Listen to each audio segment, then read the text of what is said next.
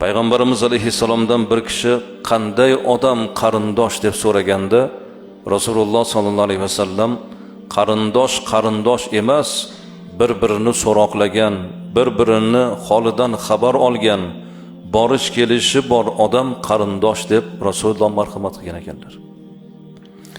Hozir amakivachchalar, xolavachcha, tog'avachchalar unchalar qarindoshdek ko'rinmayapti.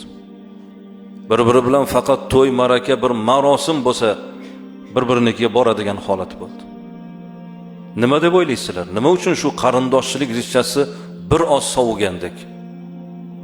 Faqat to'y, maraka bir sabab bilan bir-birinikiga borish. Mana bir kichkinagina aqlim bilan o'ylashimcha, biz kattalar sababchi bo'layapmiz. Chunki bolalarimizni yubormayapmiz. Bor tog'ayniga o'ynab kelgin, mana bugun shanba kuni, ertaga maktab yo'q bolam. Qachon farzandlarimizning bittasi yaqinda ammasinikiga borib bir kecha yotib keldi. Ha? Xolasinikiga borib bir kecha yotib keldi. Tog'asinikiga borib bir kecha yotib keldi. Qachon? Yuboramiz.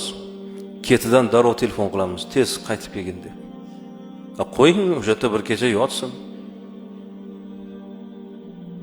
O'ynasin o'sha yerdagi bolalar bilan. Ko'chaga chiqib bir-birini himoya qilsin. Ilgari amaki-vachchalar bitta ko'rpan tagida katta bo'lgan. Bir-birini kiyimini kiyib katta bo'lgan.